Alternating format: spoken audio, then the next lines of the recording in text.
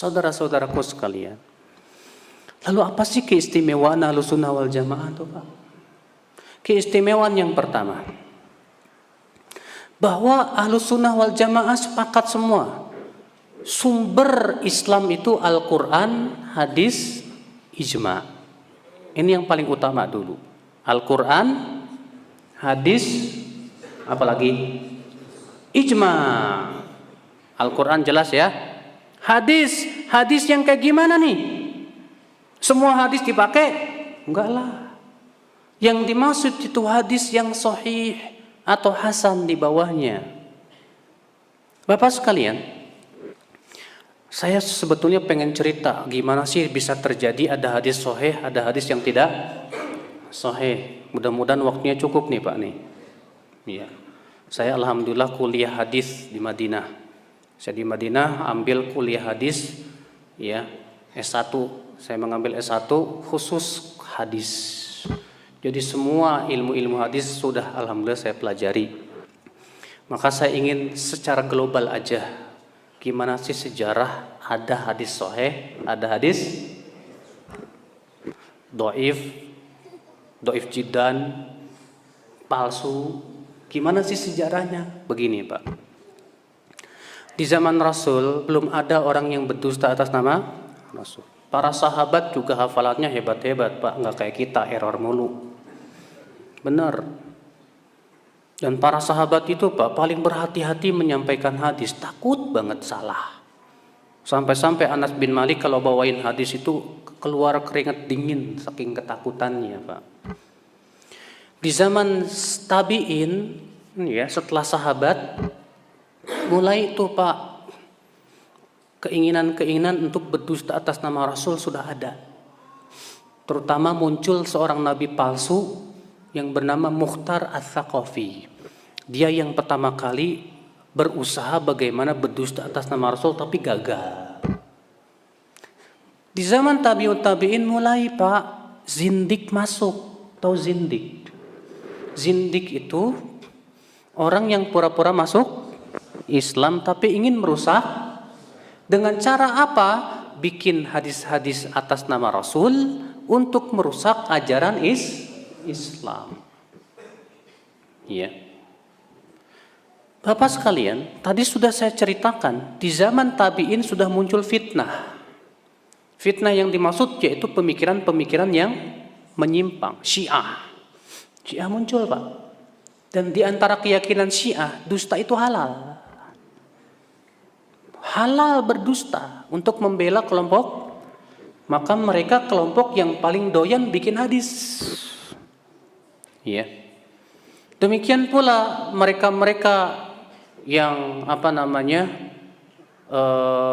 hafalannya suka salah. Ada lagi orang yang sengaja berdusta atas nama Rasul untuk kepentingan dunia. Ada lagi yang berdusta atas nama Rasul untuk membela agama. Ada lagi yang berdusta atas nama Rasul untuk merusak agama. Maka para ulama Pak, di zaman tabi'in ketika muncul orang-orang zindik, mereka merasa perlu untuk membela hadis. Hamad bin Zaid berkata, wadu'atiz zanadiqah aktsar min 70,000 hadis. Orang-orang zindik sudah berhasil membuat 70,000 hadis. Ditangkap seorang zindik yang bernama Abdul Karim bin Abil Arja. Ketika mau dipancung dia berkata, saya tidak menyesal dipancung karena saya sudah berhasil menyebarkan 4.000 hadis palsu. Yang aku halalkan padanya yang haram dan aku haramkan padanya yang halal. Wah, para ulama akhirnya apa Pak? Menyingsingkan tangan mereka, membela hadis. Caranya bagaimana? Perawi-perawi hadis diperiksa satu persatu. Setiap perawi hadis ditanya namanya siapa, dari mana berasal, keturunannya, siapa guru-gurunya, kemana saja belajar. Sampai-sampai disebutkan kalau mereka ingin mengambil hadis dari seseorang, orang ini diperiksa dulu 2 bulan. Bertanya-tanya ke orang-orang siapa orang ini. Sampai-sampai yang ditanya berkata, kamu ingin menikahkan dia dengan anak wanitamu ya? Saking detailnya Pak. Dicatat baik-baik namanya, siapa, bagaimana hadis-hadisnya. Hadis-hadisnya ditulis semuanya, Pak. Dilihat, dibandingkan, dari situ ketahuan ini hadis perawinya apa? Thiqah, terpercaya. Ini perawinya hafalannya suka error. Ini perawinya mudallis. Ini perawinya dhaif jiddan, sangat lemah. Ini perawi tukang dusta. Ketahuan, Pak. Masya Allah, subhanallah. Dan para ulama, Pak, sampai berjalan ribuan kilometer, Pak, untuk mencari hadis dan sanadnya, diperiksa sama mereka, Pak. Makanya kita terima kasih sama mereka itu. Iya. Sejarah perawi hadis ini sangat diperhatikan betul. Karena kalau bukan karena mereka mencatat sejarah perawi ini, orang akan sembarangan berkata Rasulullah bersabda, Rasulullah bersabda. Makanya Abdullah bin Mubarak berkata apa, Pak? Laulal isnad laqala man syaa ma syaa. Kalau bukan karena sanad hadis, setiap orang seenaknya akan berkata apa? Rasulullah SAW bersabda. Dengan adanya sanad ini diperiksalah, perawi-perawinya dicatat baik-baik, dibukukan baik-baik. Siapa si fulan? Siapa si fulan? Siapa namanya? Bagaimana statusnya? Ketahuan. Dan ternyata, Pak, pemalsu hadis ini macam-macam. Ada, Pak, hadis yang dibuat tukang terong, Pak. Albazinjan dawaun likulli da. Terong obat segala penyakit. Ditelusuri oleh ulama, ternyata yang bikin tukang terong biar laris terongnya, Pak. Tukang semangka bikin lagi. Ya, ketahuan oleh para ulama, Pak. Dikumpulkan oleh para ulama hadis-hadis palsu. Ibnul Jauzi membuat sebuah buku yang berjudul Al-Mawdu'at, kumpulan hadis-hadis palsu. Imam As-Suyuti juga menulis buku kumpulan hadis palsu. Al-Imam Ibn al-Arraq, dan ini buku yang terbagus tentang kumpulan hadis palsu yang berjudul Al-La'ali Al-Masnu'ah fil Ahaditsil Mawdu'ah. Ya. Demikian pula para ulama mengumpulkan hadis-hadis palsu. Ada lagi hadis palsu bikinan orang zindik, Pak.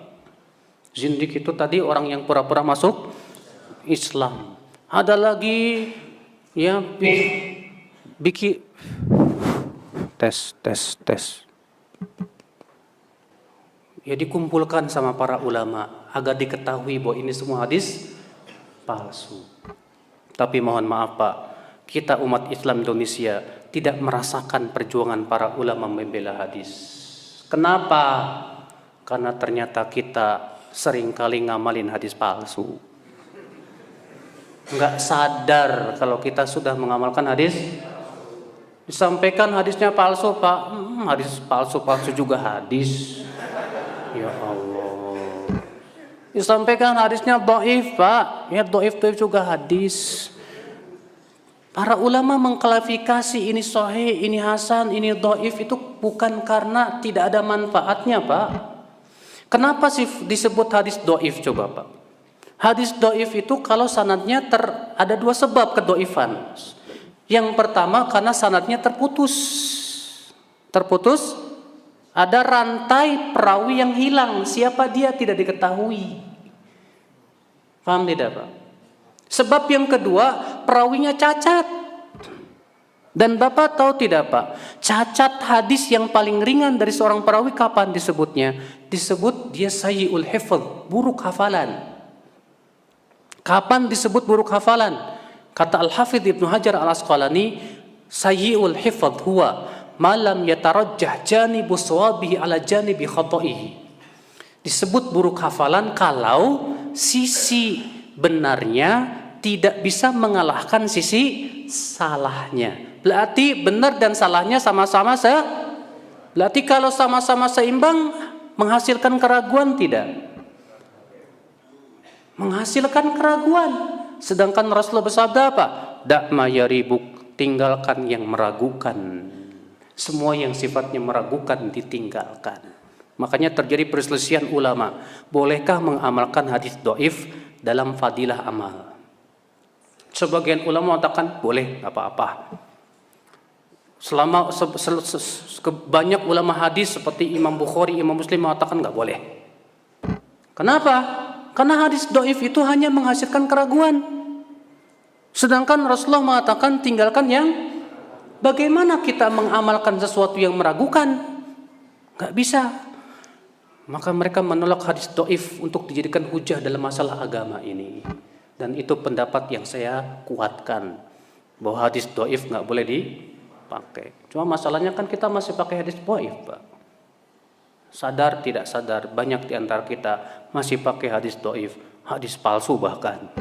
Saya berikan contoh, Bapak kalau makan doanya apa?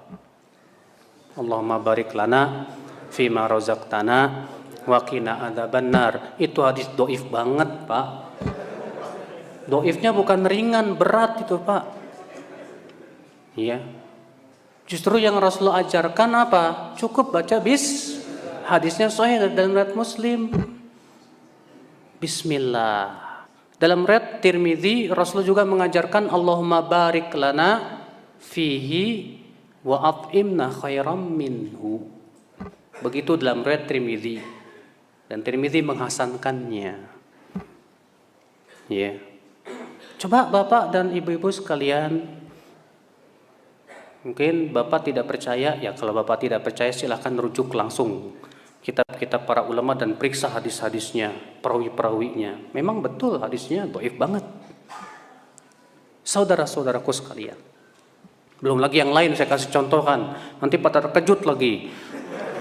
Jangan-jangan nih Ustadz Wahabi nih katanya. Nggak apa-apalah Ustadz Wahabi. Ya. Yang jelas Bapak sekalian, Ahlus Sunnah itu harus memilah mana yang sahih, mana yang dhaif. Itu justru keistimewaan Ahlus Sunnah, Pak.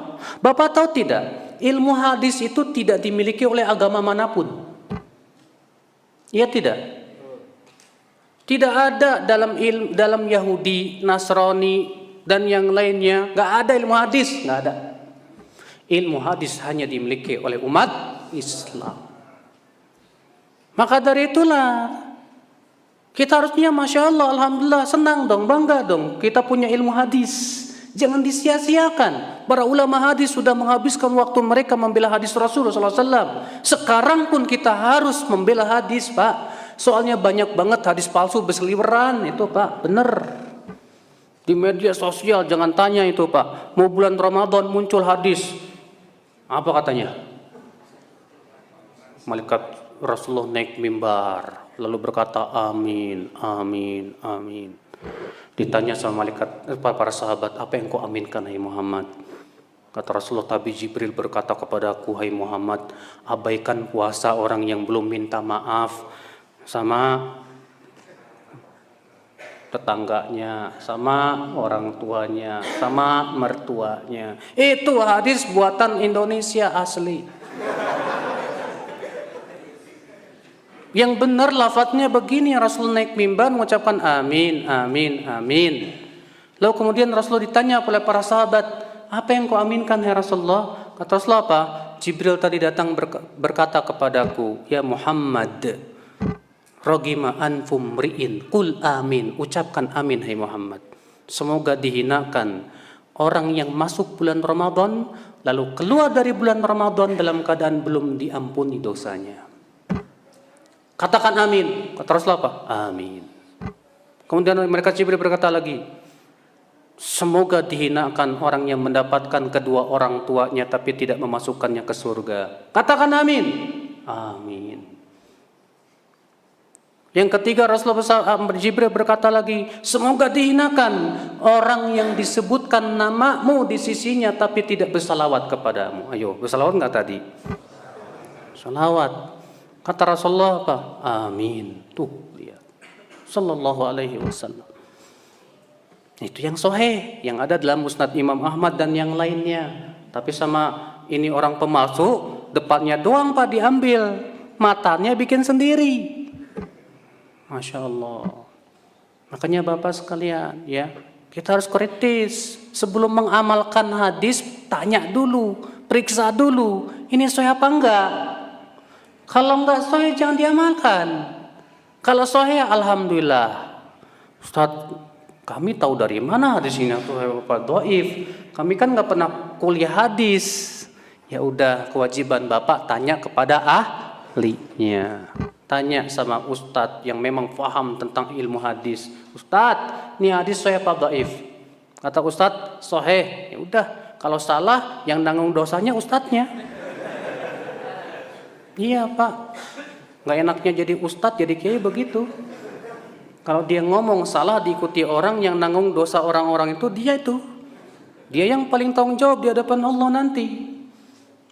Ya, saudara-saudaraku sekalian, ikhwatul Islam. Jadi ini Pak, keistimewaan Ahlussunnah wal Jamaah, mereka dasarnya Al-Qur'an, hadis dan yang sahih dan ijma. Apa itu ijma? Kesepakatan seluruh ulama, bukan ulama Indonesia doang, bukan. Bukan ulama mazhab Syafi'i doang, bukan. Seluruh ulama. Syaratnya harus seluruh. Kalau ada satu ulama saja yang tidak setuju, tidak disebut ijma. Ijma memang dalil, ya, karena Allah memerintahkan kita untuk mengikuti ijma kaum muslimin. Imam Syafi'i berdalil dengan surat An-Nisa ayat 115. Allah berfirman, "Wa may yushaqiqir rasul min ba'di ma tabayyana lahul huda wa yattabi' ghayra sabilil mu'minin nuwallihi ma tawalla wa nuslihi jahannam wa sa'at masira." Siapa yang menyelisihi rasul setelah jelas kepada dia apa? Petunjuk, keterangan, dan mengikuti selain jalan kaum mukminin. Apa kata Imam Syafi'i? Maksudnya mengikuti selain ijma mereka. Apa kata yang terjadi? Nuwallihi ma tawalla wa nuslihi jahannam wa sa'at masira. Kami akan biarkan ia leluasa dalam apa? Kesesatannya tersebut, dan kami akan bakar dengan neraka jahannam. Ternyata orang yang menyelisihi ijma diancam oleh Allah dengan api neraka. Ya. Saudara-saudaraku sekalian, makanya kalau ulama sudah berijma, sudah wajib kita ikut. Tapi ijma, kalau misalnya gini Pak, ulama dulu sudah ijma, kemudian sebagian zaman sekarang ada yang menyelisihi, maka yang menyelisih ini sudah menyelisih ijma. Kalau di zaman dahulu sudah terjadi ijma, gak boleh lagi diselisihi, karena mereka tidak mungkin bersepakat di atas kesesatan. Rasulullah sendiri yang bersabda, "Lan tajtami'a ummati ala dhalalah." Umatku tidak akan bersepakat di atas kesesatan. Tuh Pak. Makanya Masya Allah Bapak sekalian. Jadi Ahlussunnah wal Jamaah Pak menganggap sumber Islam itu apa? Al-Quran, hadis yang sahih, ijma. Ditambah dalam masalah fikih apa? Qiyas. Apa itu? Tapi Pak, Imam Syafi'i memberikan kepada kita sebuah bimbingan yang luar biasa juga masalah qiyas Pak. Apa kata Imam Syafi'i? Innama yusaru inda darurah. Boleh pakai qiyas ketika darurat saja. Maksudnya apa? Iya, maksudnya qiyas itu boleh dipakai kalau sudah tidak menemukan dalil lagi. Kalau sudah tidak ada nas dalam Al-Quran dan hadis, baru kita kiaskan. Imam Ahmad memberikan permisalan kias itu seperti bangkai. Kalau sudah tidak ada makanan yang halal, sudah nggak ada makanan, adanya bangkai, baru pakai bangkai. Demikian pula kias. Jangan dulu pakai kias selama masih ada dalil. Maka kias yang bertabrakan dengan dalil itu kias yang salah. Kias yang apa? Yang salah. Kias itu kalau bahasa Indonesianya ya analogi gitu Pak. Ya. Cuman kalau analogi itu lebih masuknya dalam kias syabah namanya. Karena kias bermacam-macam dalam ilmu usul fikih itu Pak. Ya mungkin Bapak di antara Bapak ada yang pernah belajar ilmu usul fikih. Ya. Saudara-saudaraku sekalian. Makanya salah kalau ada orang belum apa-apa udah pakai kias. Belum nyari dalil udah pakai kias. Salah besar. Ya. Bapak dan ibu-ibu sekalian, makanya ulama aja Pak bisa jadi salah kiasnya ya, dan disalahkan oleh ulama lain gara-gara mereka tidak sampai kepadanya dalil, dan ternyata kiasnya bertabrakan dengan dalil. Contoh, Imam Abu Hanifah mengatakan apa? Wanita yang sudah dewasa boleh menikahkan dirinya tanpa wali dan 2 saksi, nggak apa-apa. Dikiaskan kepada akad jual beli. Jadi akad nikah dikiaskan dengan akad jual beli. Kalau perempuan jual beli kan nggak perlu ada saksi, nggak apa-apa, nggak perlu ada wali, nggak apa-apa. Kata mereka karena ini sama-sama akad, ya udah sama. Tapi mayoritas ulama mengatakan apa? Nggak boleh. Berdasarkan hadis, la nikaha illa biwaliyin wa syahidai adlin. Tidak sah nikah kecuali dengan wali dan 2 saksi. Dan lafaz lain Rasulullah bersabda, ayyuma imra'ah nakahat bi ghairi idzni waliha fa nikahuha batilun batil. Wanita mana saja yang menikah dengan tanpa izin walinya, maka nikahnya batil. Maka pendapat Abu Hanifah, maaf, nggak bisa kita pakai. Kenapa Pak? Karena bertabrakan dengan dalil. Jadi kalau bertabrakan dengan dalil, kias, minggir dulu. Pendapat ulama kalau bertabrakan dengan dalil, mohon maaf. Bukan kita tidak menghormati dia, tapi kita lebih mengagungkan Allah dan Rasul. Kita butuh ulama, butuh Pak. Siapa yang tidak butuh ulama? Tapi kita tidak pernah mengkultuskan ulama. Tidak pernah mengatakan bahwa ulama suci dari kesalahan. Kita meyakini yang suci dari kesalahan hanyalah Rasulullah sallallahu alaihi wasallam. Nah, inilah Bapak sekalian. Ya, madhab Hanafi ulama, Syafi'i ulama, Hambali ulama, Hanafi ulama. Cuma masalahnya Pak, di Indonesia muncul pendapat yang mengatakan begini, gak boleh banyak-banyak madhab. Udah kalau kamu Syafi'i aja, Hambali aja, Maliki aja, gak boleh banyak-banyak. Ada gak yang kayak gitu Pak? Banyak tuh Pak di negeri kita. Sekarang saya mau tanya, adakah ulama madhab yang mengatakan begitu? Pernahkah Imam Syafi'i berkata, kamu jangan keluar dari madhab saya ya? Bahkan ketika Imam Syafi'i hidup ada 2 madhab, madhab Maliki dan madhab Hanafi. Kenapa Imam Syafi'i tidak memegang salah satu madhab saja, tapi malah mendirikan madhab tersendiri? Ya. Ketika Imam Ahmad bin Hambal hidup, dan Imam Ahmad itu muridnya Imam Syafi'i yang paling mantap Pak. Sampai Imam Syafi'i memuji Imam Ahmad bin Hambal, ya Ahmad, anta a'lam minni bil hadis, hai Ahmad, engkau lebih tahu dan lebih alim dariku tentang hadis, hai Ahmad. Tolong kalau ada hadis yang sahih, hai Ahmad, kabarkan aku supaya aku bisa berpendapat dengannya. Itu Imam Ahmad bin Hambal Pak. Dan Imam Ahmad memang terkenal sekali, hafalan hadisnya luar biasa. Beliau hafal 1 juta hadis. Imam Ahmad bin Hanbal itu muridnya Imam Syafi'i rahimahullah. Tapi ternyata Imam Ahmad tidak mengikatkan diri dengan madhab gurunya. Beliau malah berdiri sendiri dari madhab apa? Hambali. Saudara-saudaraku sekalian, maka dari itu tidak ada satupun ulama madhab yang mewajibkan harus ikut satu madhab. Nggak ada. Bapak tahu Imam Nawawi? Bukan Imam Nawawi Al-Bantani Pak, ya. Imam Nawawi yang merupakan rujukan madhab Syafi'iyah, yang menulis kitab Al-Muhadzab, Syarhul Muhadzab. Ya. Beliau ini termasuk rujukan ulama madhab Syafi'iyah setelahnya, Imam Nawawi. Ternyata Bapak kalau baca kitab beliau Syarhul Muhadzab, beliau juga sering menyalahi madhabnya sendiri. Sebuah contoh, Imam Nawawi dalam masalah makan daging onta menyelisihi madhab Syafi'i. Beliau lebih memegang pendapat jumhur. Karena madhab Syafi'i mengatakan bahwa daging onta ya tidak membatalkan, sementara jumhur mengatakan membatalkan. Maka diselisih oleh Imam Nawawi. Al-Khattabi, ulama madhab Syafi'iyah terkenal di zamannya Pak.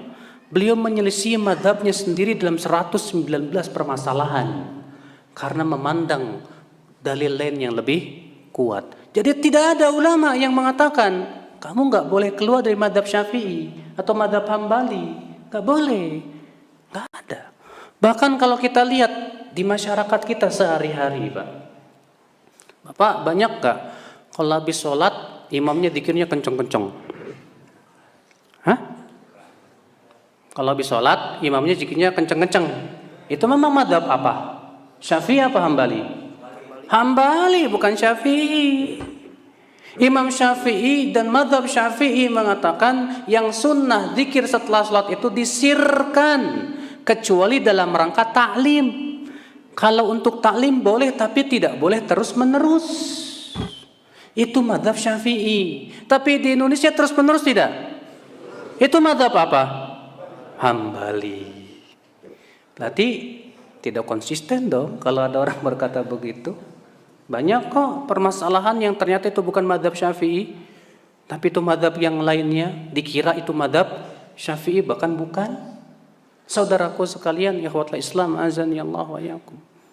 Maka dari itulah saudaraku ya, mereka semua imam, ulama kita, Pak.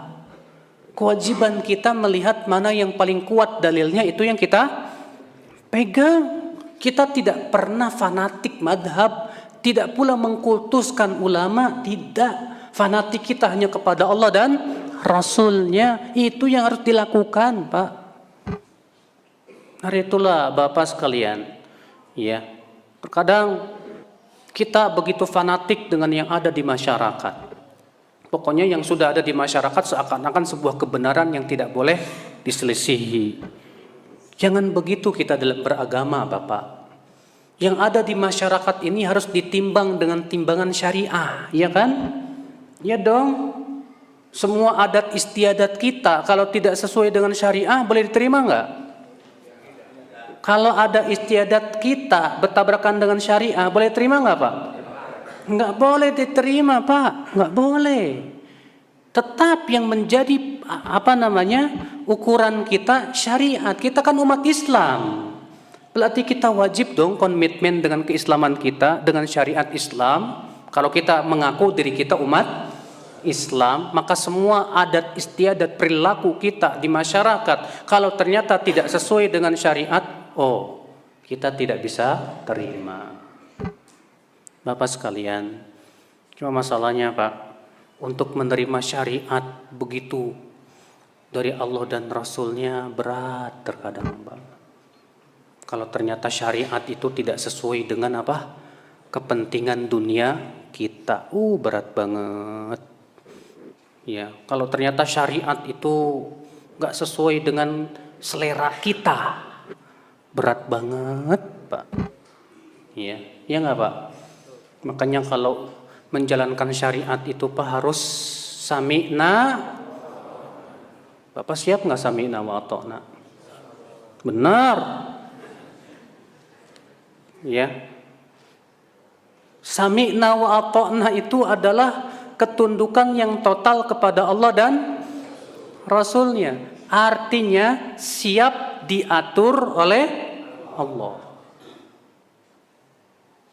Lebih senang mana? Diatur hawa nafsu apa diatur sama Allah? Benar. Kan harus jujur, Pak. Ya. Harus jujur. Karena masalahnya di zaman sekarang, ya Allah, banyak banget fitnah-fitnah, godaan-godaan tuh yang gak sesuai dengan syariat, ya Pak ya. Ya cari nafkah, cari rezeki, ternyata haram. Aduh, gimana ini? Ya kalau gak kuat-kuat banget sami'na wa ata'na kita, kolep, Pak, iman kita ini, Pak. Benar. Makanya saudara-saudaraku sekalian, ikhwatul Islam, azani Allah wa iyyakum. Jadi Ahlus Sunnah wal Jamaah dasarnya Al-Quran, hadis, ijma. Ditambah apa? Dan Ahlus Sunnah wal Jamaah itu orang-orang yang betul-betul sami'na wa ata'na kepada 4 perkara tadi. Ya, komitmennya kuat. Ya, saudara-saudaraku sekalian.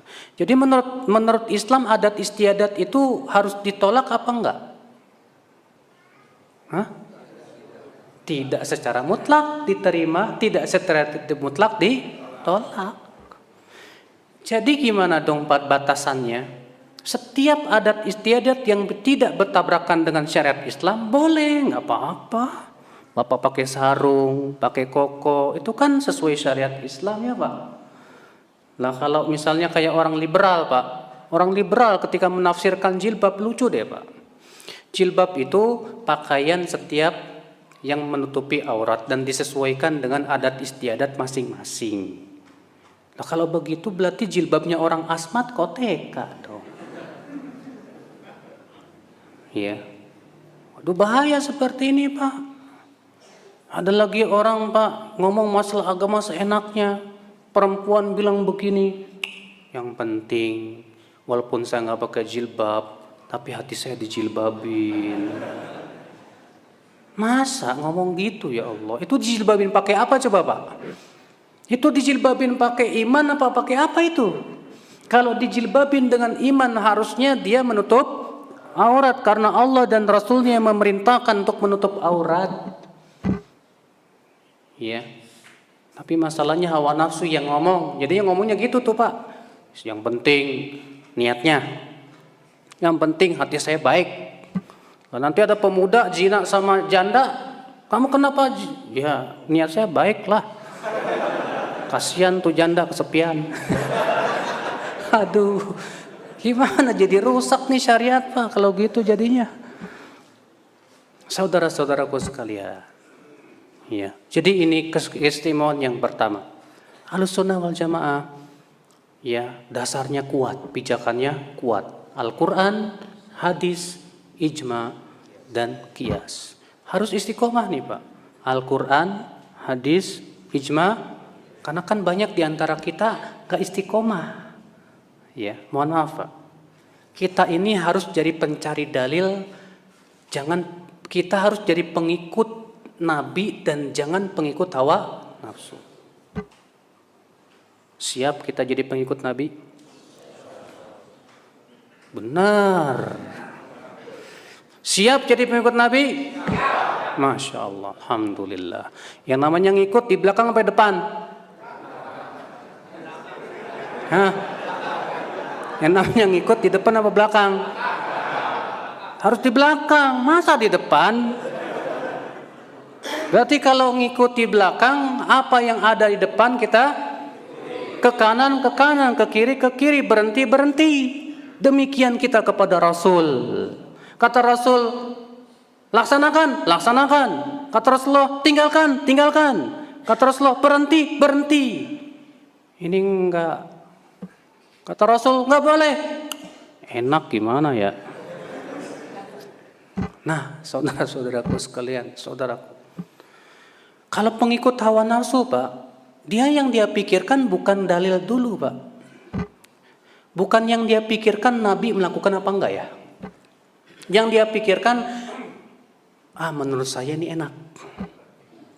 Ini menurut saya baik. Menurut saya bagus nih. Jadi dia menilai bagus atau tidak menurut dirinya nggak pernah mikir.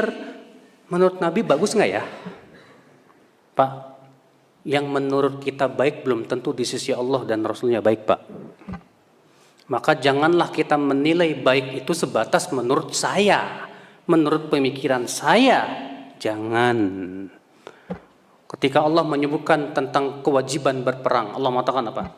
Kutiba alaikumul qitalu wa huwa kurhul lakum wa asa an takrahu syai'an wa huwa khairul lakum wa asa an tuhibbu syai'an wa huwa syarrul lakum wallahu ya'lamu wa antum la ta'lamun. Kata Allah, diwajibkan atas kalian berperang dan itu kalian tidak suka. Berapa banyak sesuatu yang kalian tidak suka ternyata itu baik buat kamu. Dan berapa banyak yang kamu suka ternyata itu tidak baik buat kamu. Allah yang tahu, kamu tidak tahu. Makanya jangan sok tahu. Tuh lihat Pak. Jadi yang kita pandang baik belum tentu di sisi Allah. Nah kalau kita pandang baik ya, bagus ya. Tadi dulu. Menurut kamu bagus ya. Menurut Allah dan Rasulnya bagus apa enggak? Enggak tahu. Ya udah periksa dulu deh. Kalau itu bagus pasti diperintahkan oleh Allah dan Rasulnya. Coba teliti, coba lihat dalilnya. Jangan sungkan Pak, nanya sama Pak Kiai, Pak Ustadz boleh tahu dalilnya enggak? Dan Pak Kiai jangan marah kalau ditanya gitu. Mohon maaf Pak, banyak Kiai kalau ditanya dalil marah Pak. Kamu ngapain nanya-nanya dalil? Percuma kalau saya sampaikan kamu nggak paham. Justru Pak Kiai harusnya yang mahamin dong. Ya. Kewajiban ustadz, kewajiban kiai adalah memahamkan orang tentang Al-Quran dan nggak boleh kiai itu mendakwahkan kepada dirinya, nggak boleh. Nggak boleh kiai itu mendakwahkan kepada pemikirannya, nggak boleh, Pak. Justru kita seorang ustadz, seorang kiai harus ngajarin, ini nih dalilnya dari Al-Quran, ini dalilnya dari hadis. Kita ingin dakwah kita itu kepada Allah, bukan kepada diri. Makanya baca surat Yusuf ayat 108. Allah berfirman, "Qul hadhihi sabili ad'u ilallah ala basiratin ana wa man ittaba'ani wa subhanallahi wa ma ana minal musyrikin." Katakan, hai Muhammad, inilah jalanku, aku berdakwah kepada Allah. Tuh lihat, berdakwah kepada artinya mengajak manusia untuk taat kepada, bukan berdakwah kepada diri sendiri, bukan berdakwah memperkaya diri, bukan berdakwah supaya orang apa? Fanatik sama diri. Salah dakwah kayak gini, Pak. Kalau ada orang ngajak-ngajak dakwah kepada nama partainya atau nama ini nggak sesuai dengan ayat tadi. Karena Allah menyuruh kita berdakwah kepada Allah, mengajak manusia semua untuk tunduk kepada Allah, ya, bukan kepada pribadi, bukan kepada organisasi, bukan kepada partai tertentu. Tidak, dakwah kita hanya kepada Allah. Ajak manusia taat kepada Allah, taat kepada Rasulullah SAW. Itu harusnya, Pak. Sementara kita seringkali, Pak, diikat dengan ikatan-ikatan yang menyebabkan kita berpecah belah. Seharusnya kita harus bersatu di bawah tali Allah. Semuanya. Allah mengatakan dalam surat Ali Imran ayat 102, "Wa'tasimu bihablillahi jami'an wa la tafarraqu." Berpeganglah kalian semua kepada tali Allah. Tali Allah itu apa? Al-Quran dan hadis. Dan jangan berpecah. Berarti orang yang tidak mau berpegang kepada tali Allah pasti berpecah belah. Allah juga berfirman, wa atiullaha wa rasulahu wa la tanaza'u fatafshalu wa tadhhaba rihukum. Taati Allah dan Rasulnya, jangan berselisih. Niscaya kalian akan gagal dan hilang kekuatan kalian. Allah mengatakan, taati Allah dan Rasulnya, jangan berselisih. Berarti kalau kita tidak menaati Allah dan Rasulnya, kita pasti berselisih. Pasti. Allah juga berfirman, wala takunu, apa tuh ya, dalam surat Ali Imran itu. Iya. Nggak ada mushaf ya? Sebentar ya, Pak ya. Saya agak lupa. Padahal barusan tadi ingat. Surat Ali Imran. Sebentar. Allah Ta'ala berfirman, "Wala takunu kalladzina tafarraqu wakhtalafu min ba'di ma ja'ahumul bayyinat." Janganlah kalian seperti orang-orang yang berpecah belah dan berselisih setelah datang kepada mereka keterangan. Di sini Allah mengatakan mereka berselisih setelah datang keterangan. Maka Bapak sekalian, keterangan itu berupa Al-Quran dan hadis. Kalau sudah datang Al-Quran dan hadis sesuai dengan pemahaman salafus saleh, para ulama, para dari kalangan sahabat, tabi'in, tabi'ut tabi'in, jangan ditolak dengan akal kita. Jangan ditolak dengan perasaan kita. Jangan ditolak dengan apa? Adat istiadat. Kewajiban kita sebagai seorang muslim, sami'na wa ata'na. Ya, Bapak sekalian, ya, ini keistimewaannya Ahlussunnah begitu, Pak, Masya Allah, Pak. Ya. Di antara keistimewaan Ahlussunnah wal Jamaah apa lagi, Pak? Ahlussunnah wal Jamaah itu, Pak, sikapnya adil. Tidak berat sebelah. Karena apa? Ahlussunnah wal Jamaah itu menilai segala sesuatu dengan dalil, Pak. Bukan dengan bukan dengan emosi, bukan. Tapi tapi dengan dalil yang berasal dari Allah. Dan makanya Ahlussunnah wal Jamaah itu Pak, nggak mudah mengkafirkan orang. Nggak mudah mengkafirkan orang, oh kamu kafir, kamu ini, kamu halal darahnya, dan yang lainnya. Nggak pernah Ahlussunnah seperti itu Bapak sekalian. Ya, bahkan Rasulullah SAW bersabda, man qala li akhihi ya kafir, siapa yang berkata kepada saudaranya hai kafir, faqad ba'a biha ahaduhuma, maka akan kembali kepada salah satu dari keduanya. Jika yang dituduh kafir memang benar masuk tuh tuduhan. Wa illa, kalau ternyata yang dituduh kafir tidak benar kafir, roja'at ilaih, akan kembali kepada yang mengucapkannya. Apa maksudnya kembali kepada yang mengucapkan? Imam Nawawi menjelaskan. Maksudnya orang yang menuduh kafir ini suatu ketika akan diseret kepada perbuatan kekafiran. Bahaya kan Pak? Berarti mudah mengkafirkan orang tuh bahaya Pak. Gak boleh kita mudah mengkafirkan. Karena situ gak setuju dengan pendapatnya, kafir saya, kak kamu. Kafir, la haula wala quwata illa billah. Itu bukan manhaj para sahabat. Bukan manhaj para tabi'in. Ya. Orang yang mudah mengkafirkan itu terkenalnya dari kalangan apa? Khawarij. Maka dari itulah Bapak sekalian, ya. Syekhul Islam Taqiyuddin Al-Harrani berkata, fa ahlus sunnati a'lamun nasi bil haqqi wa arhamuhum lil khalqi. Ahlus sunnah wal jamaah itu paling tahu tentang kebenaran dan yang paling sayang kepada manusia. Maka Ahlussunnah wal Jamaah menimbang segala sesuatu dengan keadilan yang Allah tegakkan dalam kitabullah dan sunnah Rasulullah. Bukan karena emosi, bukan karena kebencian dan yang lainnya. Makanya Allah berfirman, ya ayyuhalladzina amanu, ya, kunu qawwamina lillahi syuhada'a bil qist. Wala yajrimannakum syana'anu qaumin ala alla ta'dilu i'dilu huwa aqrabu littaqwa. Hai orang-orang yang beriman, tegaklah kalian menegakkan keadilan, dan jangan sampai kebencian kalian kepada suatu kaum membuat kalian tidak bersifat adil. Bersikap adillah kalian, karena itu yang lebih dekat kepada apa?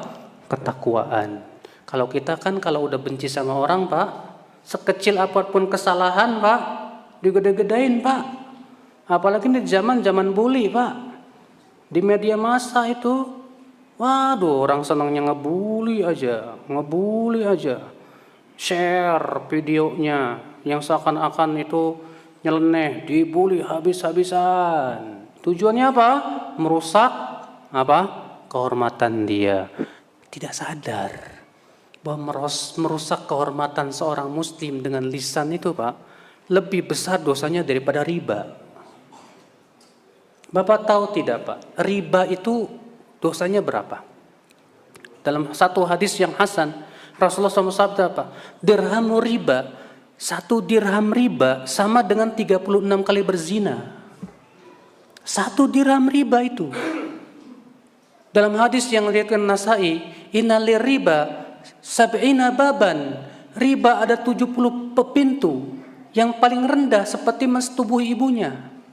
Dan riba yang paling riba kata Rasulullah, istitalatur rajul ala irdi akhi, seseorang merusak kehormatan saudaranya dengan lisannya. Merusak kehormatan saudaranya dengan apa? Di zaman sekarang banyak banget Pak. Itu di televisi, di media massa, di apa? Di Facebook, jadi tempat buat ngebully orang Pak. Kalau ada orang nggak setuju sama kelompoknya, ini orang harus dijatuhin, ini orang harus dibunuh apa karakternya, habiskan, serang, hancurkan. Di dunia sih nggak ada yang balas, di akhirat ngeri Pak. Dosanya ngeri itu Pak. Sebutkan dalam hadis yang hasan, Rasulullah SAW sabda apa? Innali jahannama jubaban. Neraka jahanam itu memiliki palung-palung. Apabila dan setiap palung itu mempunyai pantainya kata Rasulullah SAW, seperti pantai. Dan di pantai-pantai itu kata Rasulullah Ada ular-ular bagai sebesar-besar apa? Unta. Dan kalajengking sebesar bigol. Apabila kata Rasulullah, penduduk api neraka minta keringanan, ya Allah ringankan aku azabku, maka dikatakan kepada penduduk api neraka itu, pergilah kamu ke pantai neraka. Pergilah, di sana dia disengat oleh apa? Ya, ular dan kalajengking itu, dan ia kesakitan, dan ia pun ditimpa penyakit gatal, sehingga ia kegatalan, dia garuk-garuk sampai terlihat tulangnya. Lalu kemudian dikatakan kepada dia, sakit tidak? Sangat sakit. Apa kata dia? Demikianlah balasan orang-orang gara-gara kamu dahulu menyakiti kaum mukminin. Kamu dahulu menyakiti kaum mukminin, balasannya kayak gitu tuh Pak. Ya, emangnya kehormatan muslim itu tidak berat di mata Allah? Kemudian kita rusak seenaknya hanya karena dia tidak setuju dengan pendapat kita? La haula wala quwata illa billah. Maka kita harus bersikap adil. Ya, menghadapi orang-orang yang kita tidak suka juga harus tetap adil. Sama musuh saja harus bersikap apa? Adil. Lihat adilnya Rasulullah SAW Pak. Ketika Rasulullah sedang duduk, lewat orang Yahudi. Apa kata orang Yahudi Pak? Assam alaik. Tahu nggak assam? Kematian atasmu. Apa kata Rasulullah? Wa alaik, dan atasmu. Lewat lagi orang Yahudi yang kedua, assam alaik. Kata Rasulullah apa? Wa alaik. Lewat lagi orang Yahudi yang ketiga Pak, assam alaik. Kata Rasulullah apa? Wa alaik. Rupanya Aisyah dengar Pak, marah Aisyah. Apa kata Aisyah? Wa alaikumussalam wal la'na ya abna al-qiradah wal khanazir. Atas kalian kematian dan laknat, wahai anak-anak kera dan babi. Aisyah enggak ridho Rasulullah SAW didoakan kematian begitu. Siapa di antara kita Pak yang ridho Rasul kita didoakan begitu? Siapa yang ridho coba? Aisyah enggak ridho. Maka Aisyah membalas makian dengan yang lebih dari itu. Tapi apa kata Rasulullah? Mahlan ya Aisyah. Enggak boleh gitu Aisyah. Apa kata Aisyah? Ya Rasulullah, apa engkau tidak mendengar ucapan mereka?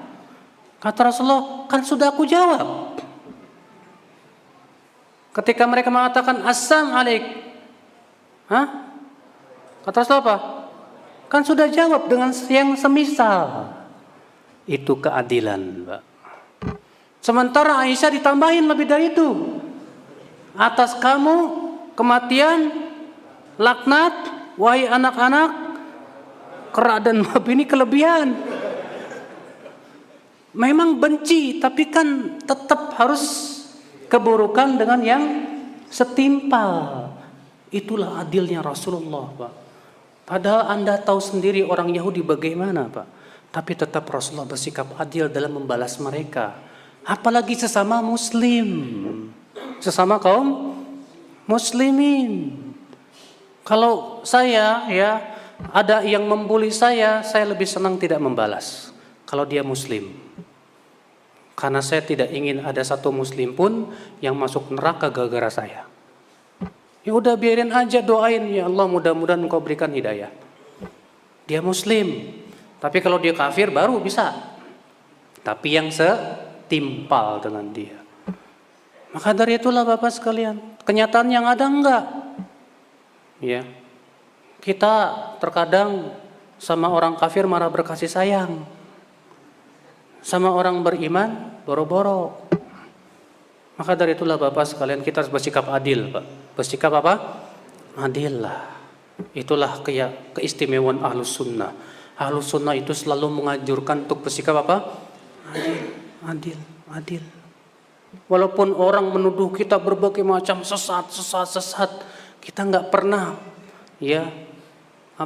bersikap lebih dari mereka Kak. Paling kita nanya, maaf Pak, sesatnya di mana? Udah cukup, selesai. Walaupun mereka ngapain, udah lebih baik kita sabar aja lah. Itulah sikap adil. Iya. Bukan berarti kita tidak bisa membalas, bukan. Tapi kita menghindari mudarat yang lebih besar. pertumpahan antara kaum muslimin, itu sangat tidak baik. Ya, malah jadi tertawaan orang-orang kafirin. Nah, saudara-saudara sekalian, inilah dan banyak lagi sebetulnya keistimewaan Ahlussunnah wal Jamaah itu Bapak sekalian. Namun kita cukupkan dulu sampai di sini ya Pak ya.